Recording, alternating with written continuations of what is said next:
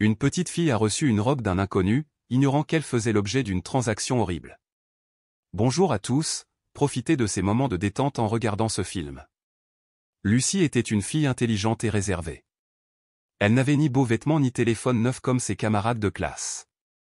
Sa mère, mademoiselle Stella, travaillait 2 fois par jour, une au supermarché et une autre dans un fast-food.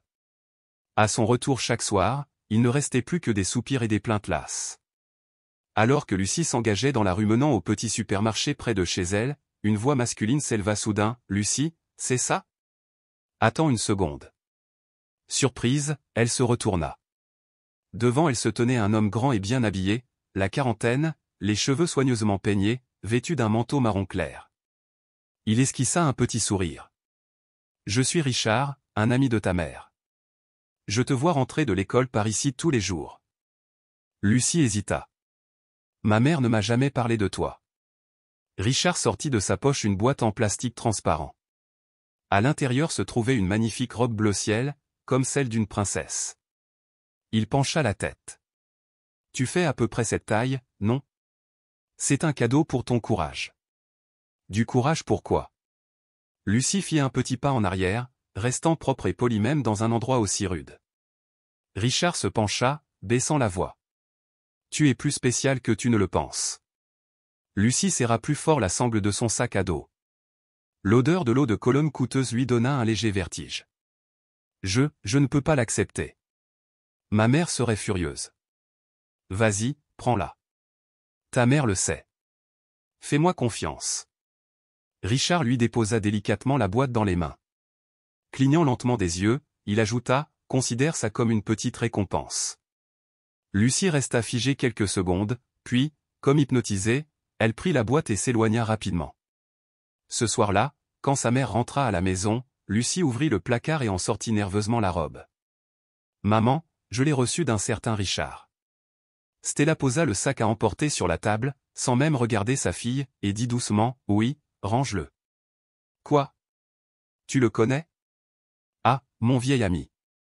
Garde ta robe propre. Ne l'abîme pas. » Lucie se figea.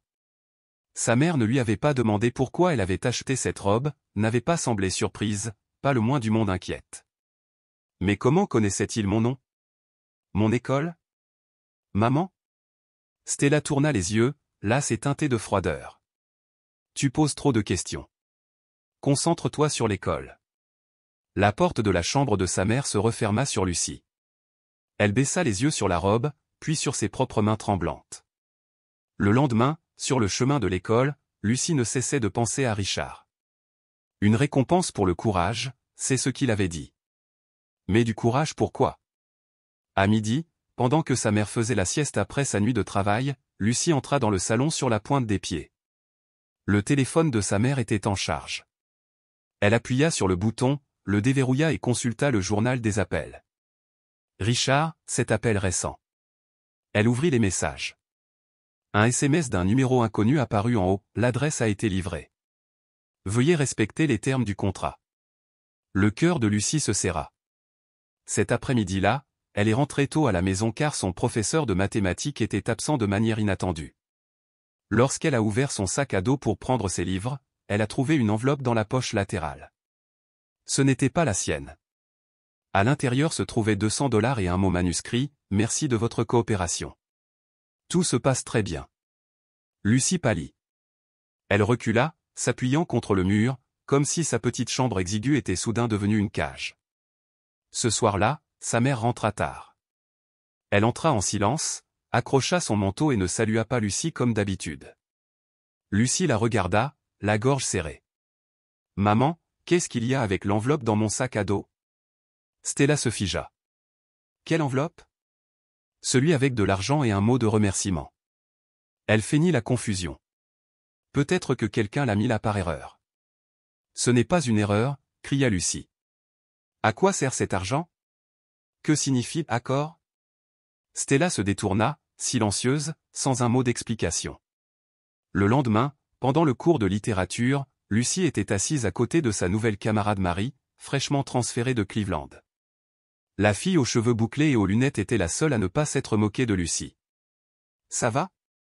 Tu as l'air un peu fatiguée, » murmura Marie. Lucie jeta un coup d'œil autour d'elle, puis expira et secoua la tête. Non, j'ai l'impression qu'on me vend.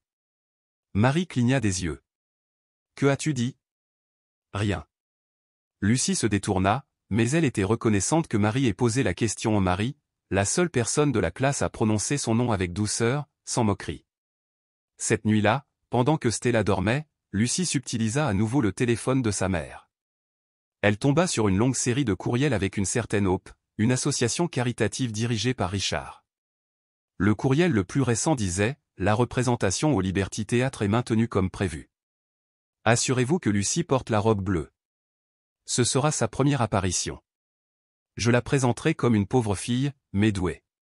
Tout est arrangé. » Lucie sentait la glace couler dans ses veines. Un autre courriel contenait une photo. C'était elle, vêtue de la robe bleue, debout devant le miroir de sa chambre. L'angle était celui de la fenêtre, quelqu'un l'avait prise en cachette. Non, c'est impossible. Lucie laissa tomber le téléphone et s'effondra. Sa mère avait accepté qu'on la mette en scène, comme un produit, comme un objet à exposer. Elle sanglota, ses larmes coulant à flots, trempant le vieux drap. Ses sanglots couvraient le bruit de la télévision dans la pièce voisine. Quelque part dans l'appartement sombre, le vent sifflait à travers les fentes de la porte, aussi froid que le sentiment qui inondait le cœur de Lucie. Ce jour-là, le cours d'histoire passa comme un épais brouillard. Lucie fixait la carte au mur, mais son esprit était vide. Elle ne se souciait plus des guerres passées ni des dates. En elle, une guerre silencieuse régnait chaotique, profonde, et la déchirait à chaque respiration. Quand la cloche de l'école sonna, Marie descendit les escaliers avec Lucie. Aucune d'elles ne parla. Ce n'est qu'au coin du couloir que Marie murmura « Lucie, je sais que quelque chose ne va pas. Tu n'es pas obligée de faire comme si tout allait bien. » Lucie s'arrêta, se mordant la lèvre. Ma mère me cache quelque chose. J'ai entendu son appel. Il y a un certain Richard.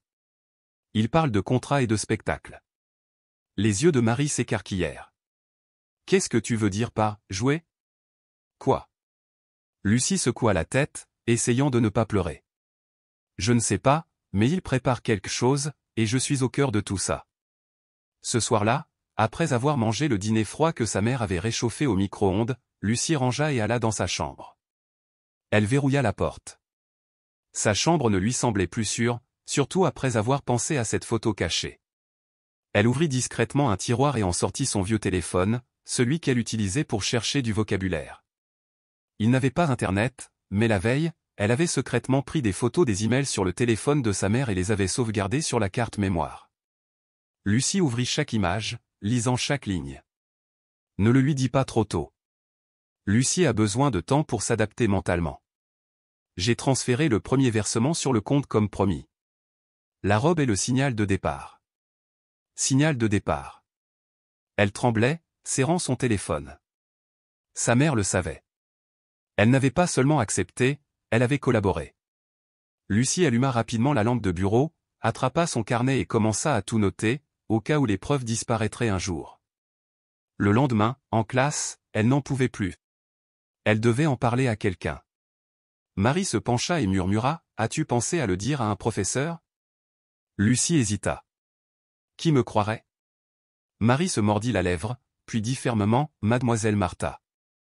Elle m'a défendu quand on s'est moqué de moi à cause de mon accent de Cleveland, elle croit en ses élèves. » Lucie la regarda avec une lueur d'espoir dans les yeux. Après l'école, Lucie rassembla tout son courage et se rendit au bureau du professeur. Elle frappa légèrement. Madame Martha, la trentaine, les cheveux noirs attachés, corrigeait des copies. Elle leva les yeux et sourit. « Lucie, as-tu besoin de quelque chose ? » J'ai quelque chose d'important, de privé. Voyant l'air sérieux de son élève, Madame Martha se leva aussitôt. « Allons dehors et discutons. » Ils s'assirent sur un banc à côté de l'école. Le vent soufflait, emportant avec lui le bruissement des feuilles sèches. Lucie s'assit, les mains serrées. « Crois-tu que les adultes peuvent aussi faire du mal à leurs propres enfants ? » Martha fronça les sourcils. « Tu parles de ta mère ?» Lucie hocha la tête, puis, tremblante, lui raconta tout, la robe, l'enveloppe d'argent, les courriels, la photo secrète. Lorsqu'elle tendit son téléphone à Martha pour lui montrer les photos et les courriels, l'enseignante se tut, les yeux écarquillés. Oh mon Dieu, murmura Martha, cette organisation, j'en ai entendu parler. Hop, ils ont déjà organisé une collecte de fonds ici même, dans cet auditorium. Lucie attrapa sa manche. Tu me crois? Je le sais, bien sûr que je le sais. Tu as bien fait de parler. Cet après-midi-là, quand Lucie rentra à la maison, elle traversa le salon. Sa mère regardait la télévision, mais elle l'éteignit rapidement en la voyant. Tu es à la maison, demanda Stella d'un ton décontracté. Lucie se tenait en face d'elle, décidant de parler clairement. Maman, je sais tout. Stella se figea. Que veux-tu dire? Richard, la robe, l'argent, les emails, la photo, je sais tout. Le visage de Stella pâlit. Tu as fouiné. Tu ne vas rien m'expliquer? Lucie s'étrangla, non. Stella se leva d'un bond et frappa la table du poing. Tu ne comprends pas. J'avais besoin d'argent. Tu n'es qu'une enfant, tu ne sais pas à quel point la vie est cruelle. Tu m'as échangé contre de l'argent? Non, hurla Stella, puis elle s'effondra sur le canapé, la tête entre les mains, la voix brisée. Je ne t'ai pas convaincu. Richard a dit qu'il te donnerait une chance, qu'il te ferait monter sur scène et qu'il te trouverait une bourse. Je pensais que ce n'était qu'une performance. Lucie secoua la tête, les larmes aux yeux. M'as-tu déjà demandé ce que je voulais? Stella ne répondit pas. Seuls des sanglots emplissaient le salon miteux. Lucie se détourna et courut dans sa chambre, claquant la porte. Pour la première fois de sa vie, elle ne croyait plus en sa mère.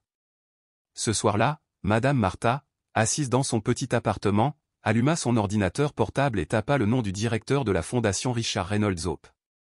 Des dizaines d'articles apparurent, la plupart élogieux sur ses grandes actions caritatives, son aide aux enfants défavorisés et ses campagnes pour un avenir meilleur pour les jeunes.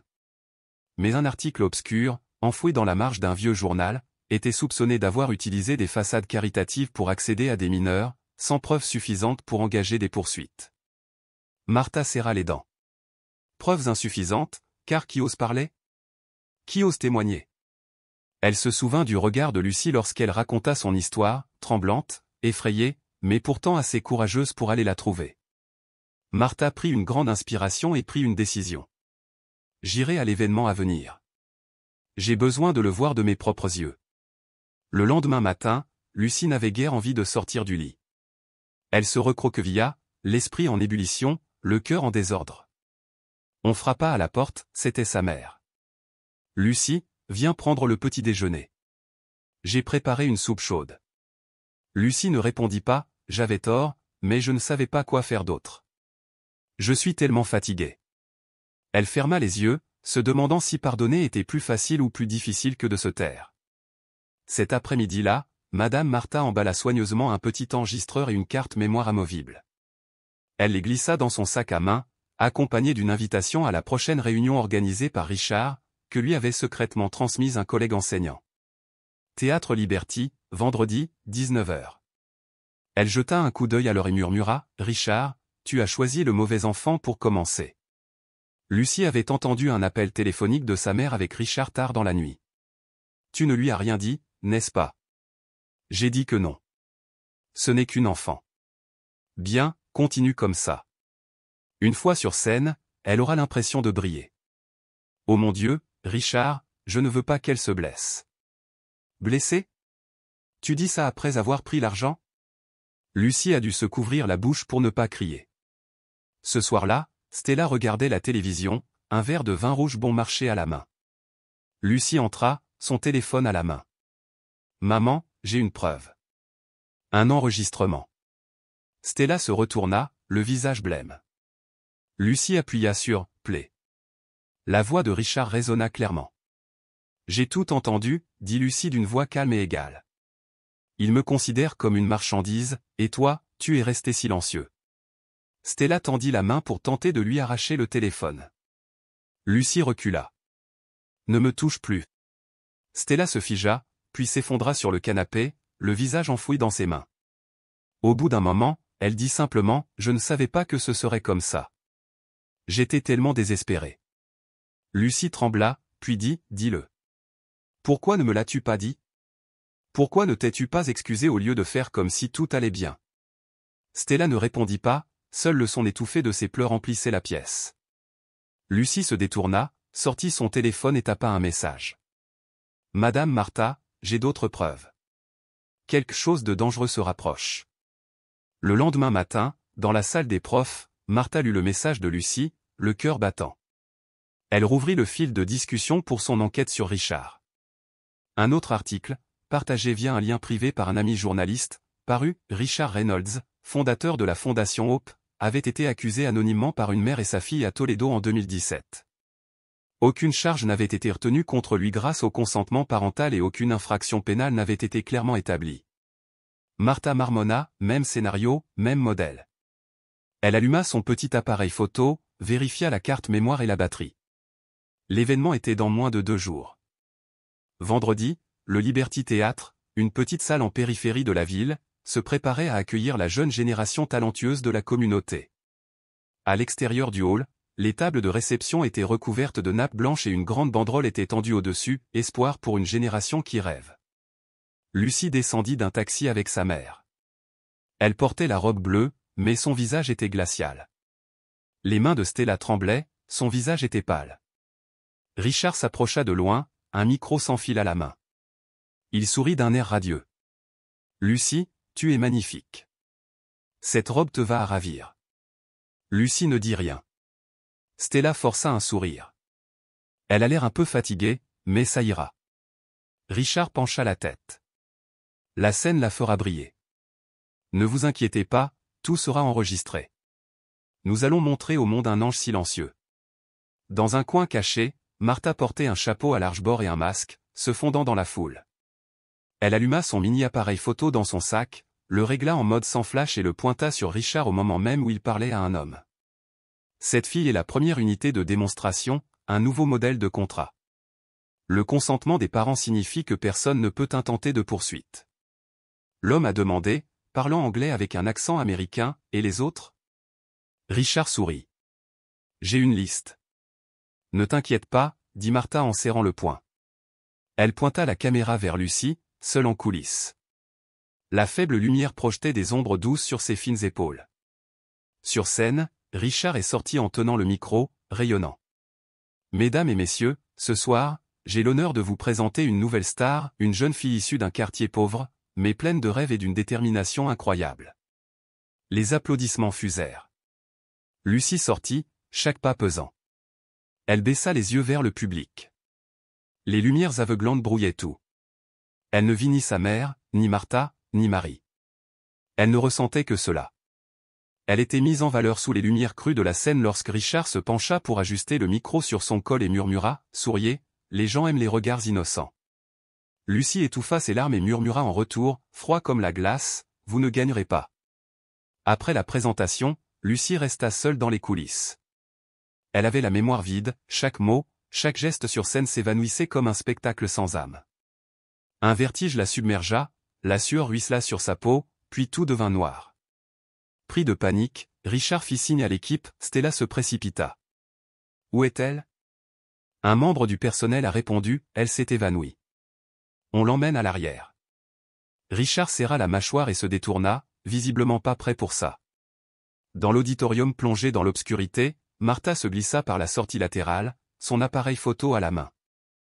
De retour chez elle, elle connecta la carte mémoire à son ordinateur portable et visionna chaque extrait, l'expression suffisante de Richard, ses propos calculés. Elle rassembla les vidéos, les photos, les enregistrements, un résumé de l'affaire et les informations concernant Lucie dans un courriel adressé au journaliste d'investigation George Sanders qui avait déjà dénoncé des organisations caritatives fictives avec pour objet, abus de pouvoir caritatif, Richard Reynolds, et pour plaidoyer, toutes les preuves sont jointes. Un mineur est victime d'un préjudice. Ne laissez pas un autre enfant suivre. Martha se renversa dans son fauteuil, les larmes aux yeux. S'il vous plaît, sauvez cet enfant. Lucie se réveilla sous la lumière froide des néons dans les coulisses. Un assistant de production lui tamponna le front avec un linge humide. L'odeur entêtante du parfum lui retourna l'estomac. Elle ignorait depuis combien de temps elle était inconsciente. Tout ce dont elle se souvenait, c'étaient les lumières de la scène et le regard scrutateur de Richard avant son évanouissement. « Tu te sens bien ?» demanda l'assistante. Lucie hocha la tête, même si son corps tremblait encore.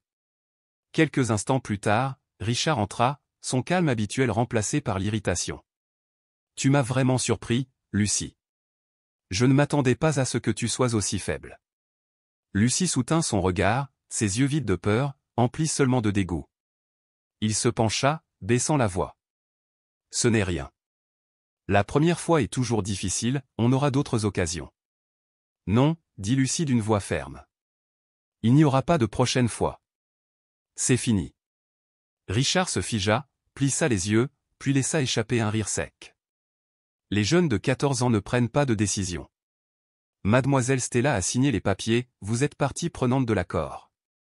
Lucie se redressa et se frotta le col. Je n'ai plus confiance en ma mère. Il ricana et se détourna. C'est une honte pour toi. Dans le hall, Stella se jeta sur Lucie et la serra violemment dans ses bras. Ma chérie, tu m'as fait une peur bleue. Lucie resta immobile un instant, puis repoussa doucement sa mère. Tu savais tout, n'est-ce pas? Tu es fatiguée. Tu ne sais pas ce que tu dis, balbutia Stella, la voix tremblante. Je suis plus éveillée que jamais, répondit Lucie, les yeux perçants et secs. Dis-moi, est-ce que tu m'aimes? Demanda Lucie. Stella fondit en larmes. Je t'aime, mais j'avais besoin d'argent. On croule sous les dettes, factures d'électricité, factures d'eau, frais d'hôpital pour grand-mère. Je pensais que quelques représentations suffiraient et que les choses iraient mieux. Des performances, répéta Lucie avec amertume. Je ne suis ni une marionnette ni une poupée que les gens regardent. Stella s'effondra sur un banc à proximité. Tu as toujours eu le choix, dit froidement Lucie. Tu aurais pu me choisir, mais tu ne l'as pas fait. Un silence étouffant s'abattit. Dehors, une épaisse nuit noire enveloppait Cincinnati. Lucie se détourna, laissant sa mère figée sur place. Le lendemain matin, un ciel gris se pressait contre la fenêtre de la chambre de Lucie.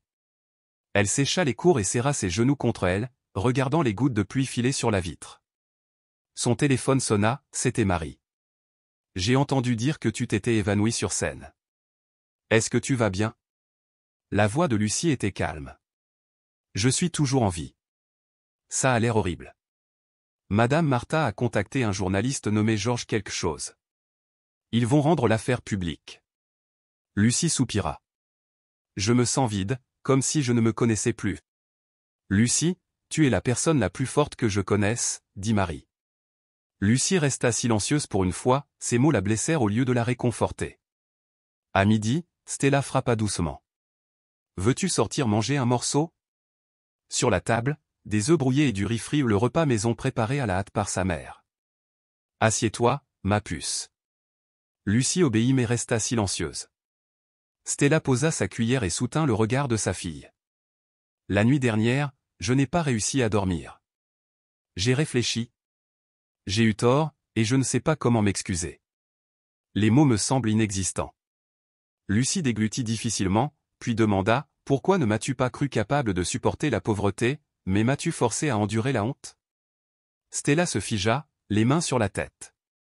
Tu as raison. Je suis une mère épouvantable. La voix de Lucie était ferme. Tu sais ce que ça fait d'être vendue par sa propre mère? Ce n'était pas une vente, murmures-tu?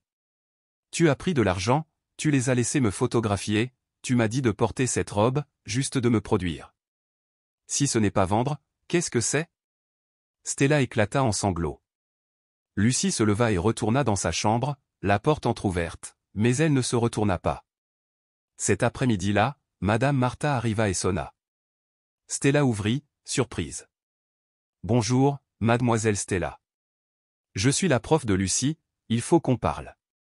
Stella s'écarta et Martha s'assit, téléphone à la main. J'ai des vidéos, des enregistrements audio, des photos, des preuves. J'ai tout envoyé à George Sanders. L'article fera la une demain. Stella pâlit. Se préparer à quoi? Une enquête. Tu es le tuteur légal de Lucie. Même si tu n'as pas abusé d'elle directement, tu as consenti, tu étais complice. Stella s'effondra. Je ne voulais pas ça ou je ne pensais pas que Richard était comme ça. Il m'a promis que ce serait juste pour la télévision, pour récolter des fonds pour sa bourse. La voix de Martha devint froide. C'est comme ça que tu lui donnes une vie meilleure? En la transformant en modèle pour le processus de consentement parental? Stella tremblait, incapable de parler. Derrière la porte de l'appartement, Lucie écoutait. Elle serrait les poings tandis que les derniers éclats de son cœur se brisaient. Ce soir-là, Lucie reçut un message de Marie, « Je sais que demain est important. Quoi qu'il arrive, tu n'es pas seule. » Lucie parvint à esquisser un léger sourire malgré ses yeux rougis. Elle ouvrit son carnet et écrivit. « Si un jour ma fille doit choisir entre le silence et la vérité, j'espère qu'elle choisira la vérité, aussi douloureuse soit-elle. » Elle contemplait à travers la vitre dépolie les lampadaires se reflétant dans les gouttes de pluie. « Je ne suis plus la même Lucie, murmura-t-elle. Je suis Lucie, celle qui a osé sortir du silence. » Dans le salon, Stella était assise sur le canapé, la télévision éteinte. Sur la table, un petit mot manuscrit. « Maman, je ne m'enfuirai pas, mais j'ai besoin de temps, et toi aussi. Quand tu seras vraiment désolée, je t'écouterai, mais pas en parole. En acte. Lucie. » Elle posa la main sur la lettre, les yeux secs et creux. Cincinnati était calme cette nuit-là, mais ni la mère ni la fille ne trouvèrent la paix. Elles attendirent le matin, l'article qui arracherait le masque poli de Richard, et un fragile espoir encore vivace. Le cours de littérature du lundi matin a commencé par l'analyse d'une nouvelle. Lucie était assise en classe, telle une ombre. Elle n'arrivait pas à se concentrer. Chaque phrase sur le tableau blanc se brouillait devant ses yeux, comme si tous les sons provenaient d'un monde lointain et irréel. Marie se pencha et murmura, « L'article devrait sortir aujourd'hui. J'ai vérifié sans arrêt, mais je n'ai encore rien vu. » Lucie baissa la tête. Peut-être qu'ils ont retardé l'article. Marie lui serra la main. « Non. J'ai confiance en mademoiselle Martha, et j'ai confiance en toi. » Cet après-midi-là, Lucie rentra chez elle, la tension palpable. Elle ouvrit la porte et vit sa mère assise sur le canapé, regardant les informations. À l'écran, une émission caritative familière, Richard debout à côté d'enfants souriants. Stella éteignit la télévision en voyant Lucie, l'air entre elles se fit lourd comme de la boue. « Maman, l'article est en ligne, » dit Lucie sans mâcher ses mots. Stella hocha légèrement la tête. « Je sais. Ils vont ouvrir une enquête. Tu pourrais être convoquée. Je suis prête. » Lucie regarda sa mère et ne vit que fatigue et remords là où la colère régnait auparavant. Sa voix tremblait. « Je ne fais pas ça pour me venger. Je ne peux tout simplement pas laisser ça arriver à un autre enfant. » Stella soutint son regard un long moment, puis se détourna, non pas pour éviter Lucie cette fois, mais comme si elle se regardait elle-même. Ce soir-là, Madame Martha était assise devant son ordinateur, parcourant des clips vidéo. Elle annotait chaque détail, les propos de Richard, ses expressions faciales lorsqu'on l'interrogeait sur les contrats parentaux. Chaque détail était une pièce du puzzle qui formait le tableau complet. Son téléphone sonna. C'était George Sanders. « Bonjour, Madame Martha. Je suis désolé pour le retard. La rédaction voulait s'assurer que tout était clair. Ce n'est pas grave. Je comprends. L'article sera publié demain à 6 heures. Nous avons intégré les vidéos, les enregistrements audio et la déclaration de Lucie. Ça va faire un carton médiatique. » Martha retint son souffle. « Merci non, merci et merci Lucie. Tout le monde n'a pas son courage. » Le lendemain, avant même l'aube, tout Cincinnati était en effervescence. La page d'accueil du Cincinnati Gazette affichait un gros titre rouge, derrière le masque d'un héros caritatif, Richard Reynolds et les secrets enfouis. Lucie ouvrit son ordinateur portable, les mains tremblantes. Dans l'article, une photo la montrait debout sur scène, vêtue d'une robe bleue, sous des lumières vives. En dessous, sa citation, court mais puissant, « Je ne suis pas une star, je suis une enfant qui a été instrumentalisée, et je suis restée silencieuse trop longtemps. » L'histoire s'est répandue comme une traînée de poudre sur les réseaux sociaux. Les hashtags ont inondé Internet, hashtag Lucie Trousse, hashtag Don't Stay Silent. Marie a immédiatement envoyé un texto, « Tu es partout. Je suis si fière que j'en pleurais. » Lucie a souri, sans se rendre compte que des larmes coulaient déjà. Richard était en réunion au siège de Hope lorsque son téléphone n'arrêtait pas de sonner. Un employé fit irruption. « Monsieur, vous devez voir ça. » Sur l'écran, on pouvait voir son propre visage, surpris en train de parler de contrats parentaux clairement enregistrés, sans flou. Zut! Richard frappa la table du poing. Qui a filmé ça? Le téléphone sonna de nouveau. Cette fois, c'était un numéro inconnu. Monsieur Richard Reynolds? Qui est-ce? Ici la police municipale. Nous avons une convocation. Veuillez coopérer. Richard rétorqua, vous n'avez rien. Personne ne me poursuit.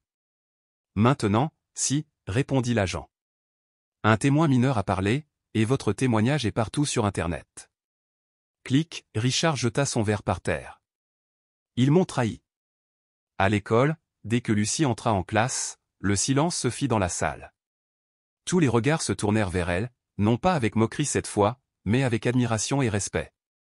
Un garçon prit la parole le premier. Lucie, c'est bien toi dans l'article de ce matin, n'est-ce pas? Elle hocha légèrement la tête. Tu es vraiment courageuse. Marie s'approcha et lui serra fermement la main. Madame Martha entra dans la classe, son regard s'arrêtant sur Lucie. Elle sourit. Aujourd'hui, nous commençons le cours avec un sujet spécial, silence et courage. À midi, Stella était assise dans le salon lorsqu'on frappa à la porte. 3 policiers en civil lui remit une convocation. Nous avons besoin de votre coopération dans le cadre d'une enquête en votre qualité de tutrice légale de la victime. Stella hocha faiblement la tête. Je comprends. Je ne me cacherai pas, l'enquêteur la regarda avec douceur. Vous devriez vous préparer, mais comme vous coopérez et que vous n'êtes pas directement impliqué, nous envisagerons une clémence. Stella hocha de nouveau la tête et jeta un coup d'œil par la fenêtre, où des journaux du matin jonchaient le trottoir, le visage de Richard en première page. Cet après-midi-là, Lucie fut emmenée au centre de protection de l'enfance de la ville pour rencontrer une conseillère. Elle était accompagnée de Madame Martha et d'une assistante sociale nommée Valérie, une femme aux cheveux bouclés et au regard bienveillant. Lucie, dit Valérie dès leur première rencontre, à partir d'aujourd'hui, tu seras en sécurité. Tu auras ta propre chambre, des enfants de ton âge et, surtout, personne ne pourra plus jamais te forcer à faire quoi que ce soit. Lucie regarda Madame Martha. Tu viendras encore me voir? Madame Martha hocha doucement la tête.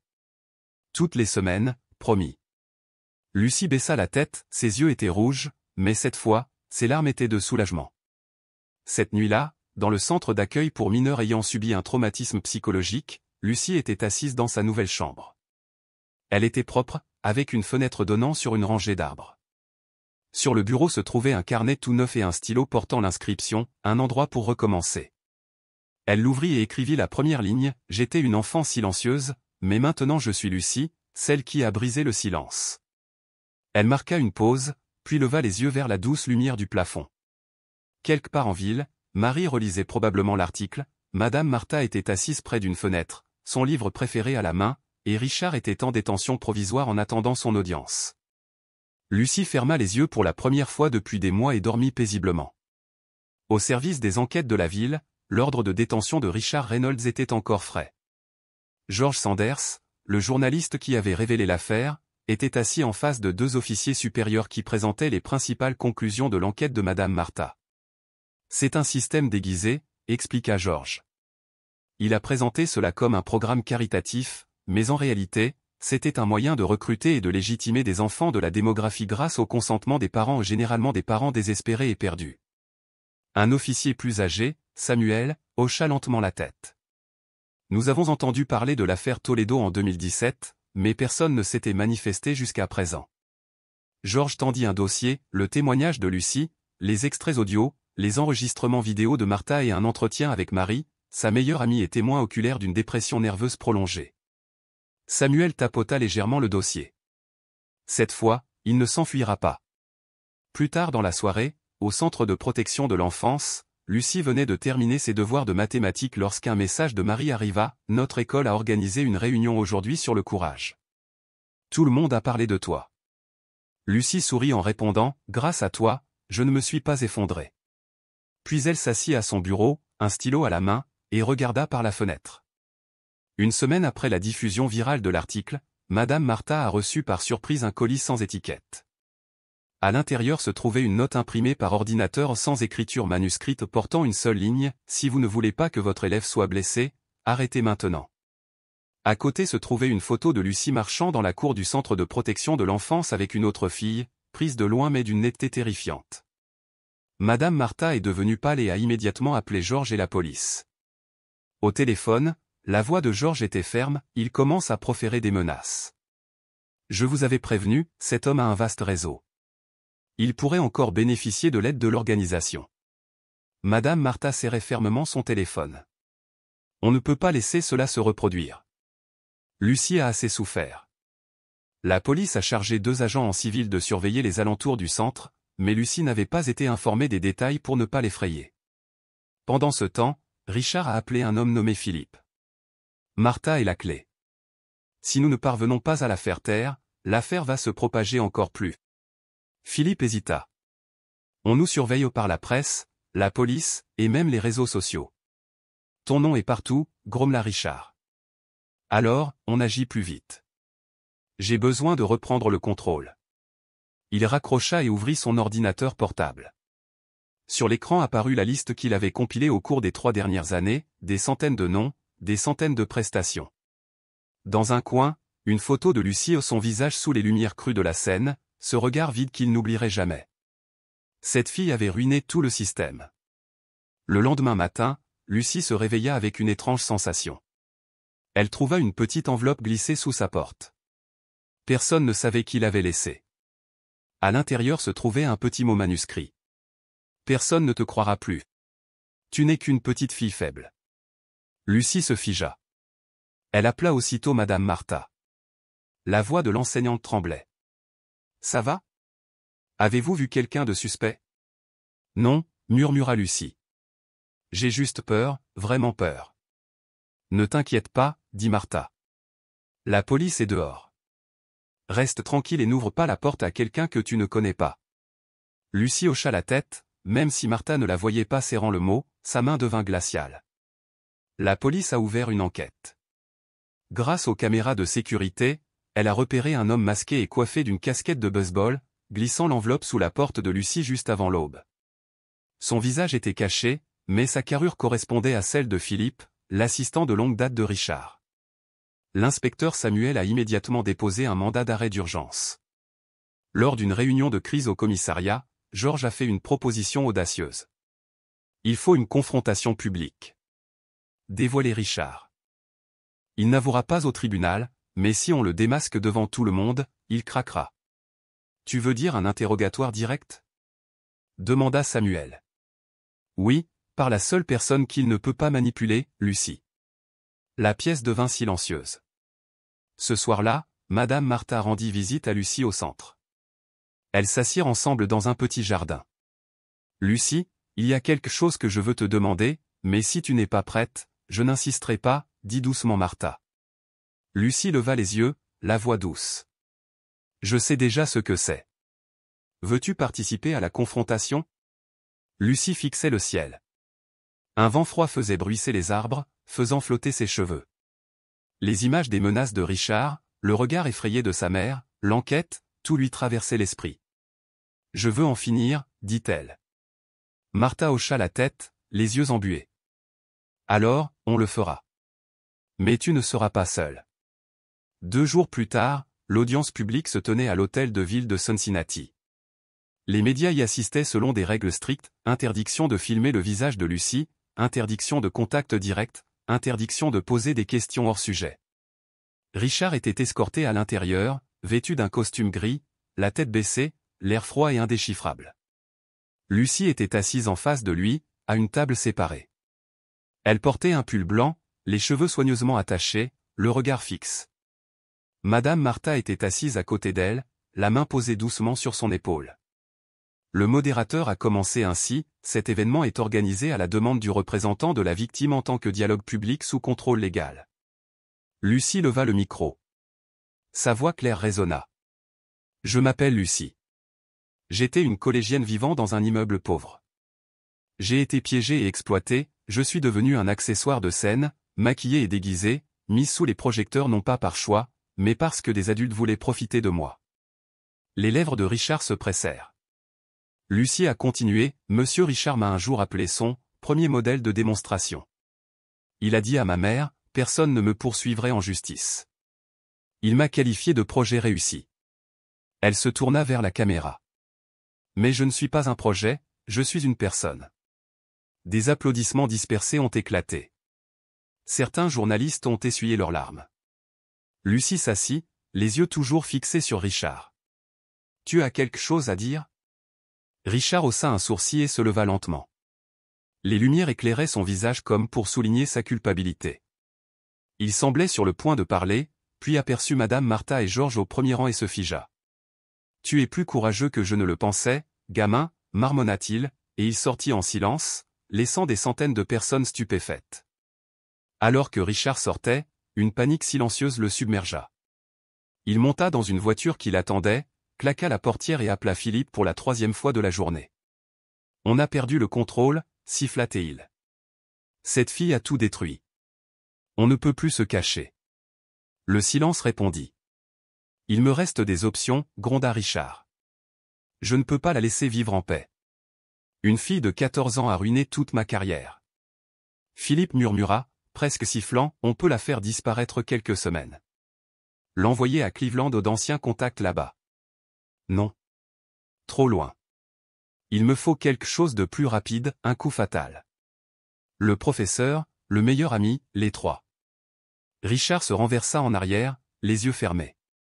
Il savait qu'il ne s'agissait plus de sa réputation, mais de sa survie. Cet après-midi-là, Lucie retourna au centre, épuisée. Elle venait d'affronter sa première confrontation publique, mais aucun soulagement, seulement un vide profond, comme si elle avait tout jeté à la lumière et se retrouvait maintenant exposée au milieu des loups. Valérie l'accueillit à la porte. « Tu as été formidable. J'ai regardé la diffusion interne en direct.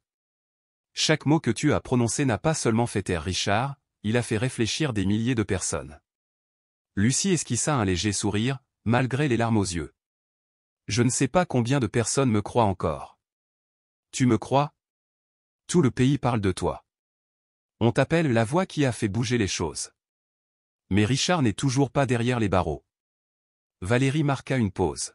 « La police a besoin de quelques mesures supplémentaires, mais ne vous inquiétez pas, la pression publique monte. Elle arrive. » Lucie hocha la tête, mais au fond d'elle-même, une prémonition effrayante montait. Ce soir-là, Marie quitta sa maison à pied pour se rendre dans une librairie près de Fountain Square afin d'acheter un carnet. Il faisait déjà nuit, les lampadaires clignotaient sur le trottoir mouillé. Elle croisa une voiture grise garée à 2 pâtés de maison. Un homme à la casquette baissée se tenait près d'un poteau électrique et la regardait. Marie accéléra le pas, frissonnante, son sac serré contre elle. Arrivée chez elle, ses mains tremblaient encore. Elle attrapa son téléphone et envoya un texto à Lucie. « Je crois qu'on me suit. Quelqu'un de suspect.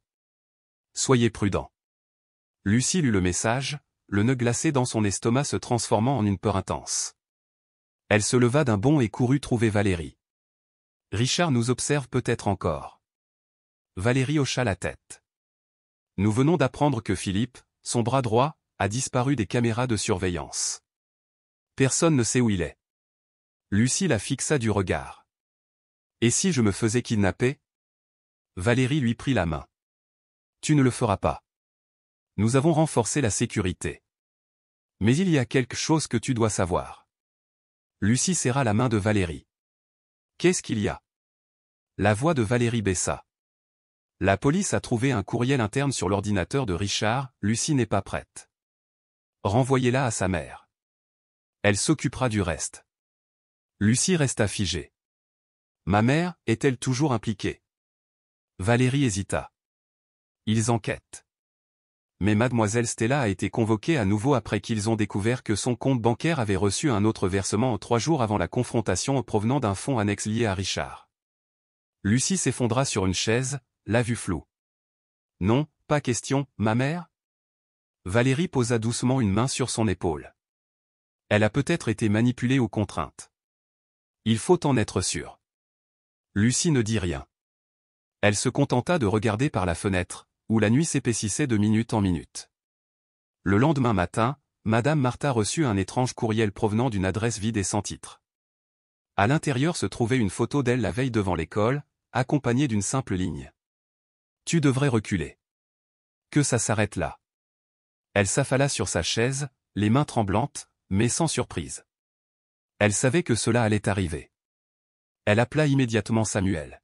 « On me menace, dit-elle d'une voix ferme. Mais je ne recule pas. » La voix de Samuel était basse et ferme. « Je vais assigner des agents à la garde devant votre domicile. Dorénavant, vous devez éviter de rester seul. » « Et Lucie ?» demanda Martha. « Nous renforçons la sécurité au centre, » répondit Samuel. « Mais il faut se préparer, il pourrait désespérer. » Cet après-midi-là, Lucie était assise à un petit bureau, son journal ouvert, un stylo à la main. Dehors, le monde semblait sur le fil du rasoir, tout comme sa prochaine entrée. Lorsque le vieux téléphone fixe de sa chambre sonna soudain, le cœur de Lucie fit un bond. Elle décrocha le combiné et une voix masculine froide et inconnue murmura « Tu ne devrais faire confiance à personne, pas même à celui qui garde ta porte. » Lucie se redressa brusquement, le souffle coupé. « Tu es une fille intelligente, poursuivit-il, mais à ce jeu-là, tu ne gagneras pas. »« J'appelle la police, » cria-t-elle. « Vas-y, » ricana l'inconnu. « N'oublie pas, ta mère peut disparaître avant qu'il n'arrive. » Puis la ligne fut coupée. Les genoux de Lucie cédèrent. Son visage perdit toute couleur et ses mains tremblaient si fort qu'elle avait du mal à se tenir debout. Elle se précipita dans le couloir et trouva Valérie en pleine discussion avec un membre du personnel. « Il connaît le numéro de ma chambre, » haleta Lucie, la voix tremblante. « Il m'a appelé directement, et il a menacé ma mère. » Sans hésiter, Valérie ordonna que toutes les images de surveillance soient figées pour examen et contacta la police. Pourtant, au fond d'elle-même, elle comprit que la bataille s'était déplacée des couloirs éclairés vers des ombres tapies. Ce soir-là, Marie refusa de quitter sa maison. Elle envoya des textos à Lucie sans interruption, prenant de ses nouvelles, lui envoyant tous les mots d'encouragement possibles. Lucie répondit à peine. Elle resta assise seule dans la faible lumière de la lampe, les pensées errant autour d'une question bouleversante, sa mère l'avait-elle vraiment trahi une fois de plus? Des images tourbillonnaient dans son esprit, la robe élégante, l'enveloppe d'argent non marquée, le regard hanté de sa mère lorsque la vérité éclata enfin, et les excuses discrètes et tardives qui suivirent. Tous les indices pointaient dans la même direction, la seule personne qui restait à Lucie dans sa famille pourrait bien se retourner contre elle. Une seule larme tomba sur son carnet, puis une autre. Pendant ce temps, dans l'ombre d'un entrepôt abandonné près de la gare Union de Cincinnati, Philippe était accroupi sur un plan grossièrement esquissé. Deux hommes grisonnants se tenaient à ses côtés. Le centre de protection de l'enfance a 3 sorties, avant, arrière et utilitaire, expliqua-t-il en passant le doigt sur le papier. Nous n'avons besoin que de 2 minutes pendant la relève des agents de sécurité. L'un des hommes jeta un coup d'œil au schéma. Et la fille? On ne lui fait pas de mal, répondit Philippe en allumant une cigarette. On la prend, c'est tout. Richard s'occupera du reste. Il versa de la cendre dans une boîte vide. Demain soir, 3 heures du matin. De retour au centre, Lucie pressa son front contre la vitre froide de sa chambre. Le jardin s'étendait dans une ombre noire, seulement troublée par la lumière pâle et vacillante du portail. Une silhouette se glissa derrière les arbres, indistincte et troublante. Elle ferma le rideau et se colla contre le mur, le cœur battant. Un klaxon lointain résonna dans le silence, et les faibles lumières au plafond vacillèrent comme si elles étaient à court d'énergie. Personne ne dormit profondément au centre cette nuit-là. À 3h14 précises, l'horloge du couloir sonna comme une condamnation à mort. Lucie était assise, recroquevillée par terre, les yeux écarquillés, rivée sur la porte. L'impatience l'énervait. Puis retentit un léger clic métallique, un loquet de porte qui bougeait. « Il y a quelqu'un » murmura-t-elle d'une voix tremblante. Pas de réponse. Elle s'approcha, l'oreille collée au bois. Des pas légers résonnèrent juste derrière la fissure, puis un murmure masculin lui frôla le tympan. « Tu crois que ce sera aussi facile ?» Lucie recula en titubant, les mains moites, l'esprit en ébullition. Elle sortit le vieux téléphone de chevet de sous son oreiller et composa le numéro d'urgence de Valérie. « Valérie, » siffla-t-elle, « il y a quelqu'un à ma porte, un homme que je ne connais pas. » 10 secondes plus tard, l'alarme silencieuse du centre retentit. Un garde courut dans le couloir, et Lucie se prépara à se défendre. Mais lorsque la porte s'ouvrit brusquement, c'était Valérie, flanquée de 2 agents en civil. Le couloir était vide. Valérie lui saisit les épaules. « Ça va ?» Lucie hocha la tête, pâle comme un fantôme. En quelques minutes, la police a ratissé le rez-de-chaussée dans tous les recoins. Une seule caméra, aux images granuleuses, montrait encore un homme portant un chapeau s'éclipser juste avant le déclenchement de l'alarme, disparaissant par la sortie de service comme s'il s'était dissous dans la nuit. « C'est Philippe » murmura Lucie, la voix brisée, tandis qu'elle regardait les images sur un écran clignotant. À l'aube, la Cincinnati Gazette arborait en première page un titre sans équivoque, « Réseau d'exploitation d'enfants démasqués ». Des témoignages de camarades de classe, d'enseignants et même de parents contraints ont mis au jour le stratagème. Le journal incluait une vidéo de 6 minutes de la déclaration tremblante de Marie au tribunal, « J'ai vu Lucie s'effondrer jour après jour. Nous ne sommes que des enfants, mais les adultes tiraient toutes les ficelles. » Une autre citation de Madame Martha a résonné comme un tonnerre, « Le silence d'une société n'est pas différent d'un crime. » Les réseaux sociaux se sont enflammés avec des images de Lucie, des hashtags s'affichant sur les écrans, hashtag Lucie won't be silent, hashtag and child abuse, hashtag Richard Pay. Le matin même, Samuel, du département de police de Cincinnati, reçut un message de Washington, un mandat d'arrêt avait été signé contre Richard Reynolds. Accusation, organisation d'une organisation caritative visant à exploiter des mineurs sous un faux consentement parental. Il jeta une liasse de papier sur son bureau. Préparez ce mandat, grommela-t-il. Il ne s'éclipsera pas cette fois. George, son inspecteur principal, acquiesça. J'accompagne l'équipe. Je veux le voir menotter de mes propres yeux. À la périphérie sud de la ville, la villa secrète de Richard était nichée au cœur de haies impeccables. Il fourrait frénétiquement des dossiers dans une sacoche en cuir tandis que l'appel de Philippe grésillait dans le haut-parleur, « Nous n'avons pas réussi à joindre Lucie. » Il se rapproche. « Il faut tout brûler » siffla Richard. Mais avant qu'il puisse ouvrir les documents, des sirènes hurlantes retentirent dans l'allée. Un coup de tonnerre fit trembler la porte d'entrée. « Police, ouvrez !» Le visage de Richard se tordit de rage. « Philippe » cracha-t-il dans le téléphone. Une détonation assourdissante déchira la porte. Samuel menait la danse avec une arme à la main, les officiers se tenant derrière lui.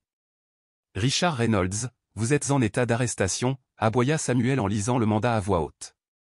Richard se débattit, déclarant « Je n'ai rien fait de mal, je suis un homme du peuple. » Le claquement des menottes résonna comme une ponctuation finale. George filma chaque seconde.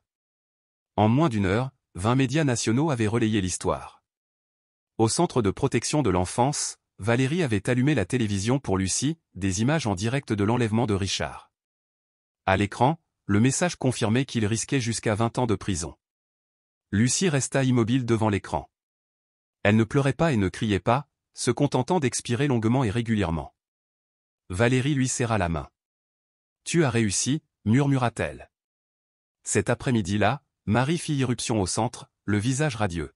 « Il est arrêté. Et ton nom était partout dans les journaux. » Lucie esquissa un léger sourire. Marie brandit son téléphone. « Je l'ai enregistré et j'en ai fait un mème. Tu es le personnage principal sur TikTok. » Pour la première fois depuis des mois, Lucie rit d'une joie totale et sans réserve. Plus tard, Madame Martha est arrivée avec un bouquet de chrysanthèmes blancs. « Pour vous, » a-t-elle dit, « des fleurs de résilience. » Lucie les accepta, les larmes aux yeux. « Richard est en détention, » murmura-t-elle, « mais ma mère. » Madame Martha lui serra la main. Elle fait l'objet d'une enquête, mais elle a avoué et coopère. Si elle a encore un peu de conscience, c'est en disant toute la vérité qu'elle se rachètera. Lucie hocha la tête. « Je ne la déteste plus » admit-elle doucement. « Mais je ne suis pas prête à lui pardonner. »« Ce n'est pas grave » répondit Madame Martha. « Il n'est pas nécessaire de pardonner à la va-vite. » Ce soir-là, Samuel tenait une conférence de presse au commissariat. Les journalistes fusaient de questions, quelle serait l'ampleur de l'enquête? Combien d'enfants étaient impliqués? Qui d'autres étaient complices? La déclaration de Samuel fut brève mais percutante. Richard Reynolds n'est pas seulement un criminel, il était le chef d'un réseau fondé sur la confiance trahie. Mais grâce au courage d'une jeune fille de 14 ans, nous savons désormais que la justice est toujours en vigueur. La salle a été applaudie à tout rompre. Puis, sur un écran géant, ils ont diffusé les paroles enregistrées de Lucie. Je pensais que la robe était un cadeau, mais c'était une clé qui ouvrait une porte sombre et je l'ai traversée pour arracher cette porte de l'intérieur. Un mois plus tard, le printemps baignait Cincinnati d'un doux soleil. Les rues resplendissaient d'une nouvelle vie, mais le plus grand changement avait pris racine en Lucie. Pour son premier jour de rentrée, Elle avait opté pour un chemisier blanc impeccable et un jean impeccable, sans maquillage. Le regard qu'elle croisa dans le miroir était celui d'une fille qui avait traversé la tempête et qui était restée inébranlable. Valérie la conduisit jusqu'au portail. « Tu crois que les gens me regarderont différemment ?» demanda Lucie en sortant. Valérie sourit. « Ils le feront, mais pas parce que tu es brisée. Parce que tu es plus forte qu'ils ne l'auraient jamais imaginé. » Lucie redressa les épaules et entra dans la cour. Des dizaines de regards se tournèrent vers elle, et cette fois, il n'y eut aucune moquerie, seulement une admiration silencieuse et respectueuse. Marie accourut et la prit dans ses bras. « Bon retour, personnage principal. » Lucie rit et repoussa doucement son amie. « Je veux juste la paix. »« Tu as la paix, et l'admiration aussi, » murmura Marie. Cet après-midi-là, Lucie retourna dans sa chambre au centre, transformée en sanctuaire, une petite bibliothèque, une photo encadrée d'elle et de Marie, et des cartes postales d'inconnus la remerciant d'avoir parlé. L'une d'elles disait « C'est grâce à toi que j'ai enfin pu raconter mon histoire après 30 ans. Merci. » Elle la posa délicatement sur le bureau et ouvrit son armoire. La robe bleue était toujours là, dans sa housse protectrice, intacte. Elle ouvrit la fermeture éclair, les doigts tremblants, non pas de peur, mais de triomphe silencieux. « Merci, » murmura-t-elle à la robe, « de m'avoir aidé à comprendre que je peux surmonter même les épreuves les plus douloureuses. » Une semaine plus tard, Stella, la mère de Lucie, reçut une visite surveillée. Pâle et décharnée, Stella avoua tout, comment Richard l'avait manipulée, les paiements fictifs, et finalement, comment il lui avait rendu la garde pour que Lucie soit en sécurité. Dans un petit bureau, en présence de Valérie et d'un conseiller juridique, Stella s'approcha de sa fille. « Bonjour, ma chérie. Tu vas bien ?» Lucie se redressa, calme. « Je vais bien. » Les yeux de Stella s'écarquillèrent. « Je sais que tu ne peux pas encore me pardonner. Mais je tiens à te remercier de ne pas être restée silencieuse, de m'avoir sauvée de moi-même. » Lucie soutint le regard de sa mère sans colère, avec un calme constant et obsédant. Après un long silence, elle dit « Je ne te déteste plus. Mais je ne suis pas prête à t'aimer à nouveau. » Stella hocha la tête, les larmes ruisselant sur ses joues. Lucie se leva et partit. Sans se retourner, Stella la regarda partir comme si elle essayait de s'accrocher à quelque chose de précieux, presque perdu à jamais. Par un dimanche paisible, Lucie et Marie traversaient à vélo le parc riverain de Smale, le vent agitant leurs cheveux tandis que leur rire résonnait. « Regarde-toi » cria Marie, « tu souris comme si de rien n'était. » Lucie jeta un coup d'œil à son amie. « Je n'ai pas oublié, mais j'ai appris à vivre avec. » Marie roulait à côté d'elle. « Tu es vraiment forte. » Lucie haussa les épaules. « Je suis Lucie. Je dois être forte. » Elles atteignirent la rive juste au moment où le soleil disparaissait à l'horizon, teintant le ciel de chaudes teintes orangées. Fini les lumières aveuglantes et les scènes illusoires, seul subsistait un horizon vrai et clair, sans ombre cachée. L'histoire de Lucie nous rappelle que le silence n'est pas synonyme de sécurité, mais de complicité. À seulement 14 ans, elle a osé s'exprimer, affronter un réseau puissant et choisir la vérité plutôt que la peur. Son courage nous montre l'importance d'écouter les enfants, parfois, une seule voix honnête suffit à faire tomber un monde de mal. Si son histoire vous a touché, n'hésitez pas à aimer et à vous abonner, votre soutien nous permet de partager des témoignages touchants dès que possible. Nous vous en sommes profondément reconnaissants et à bientôt.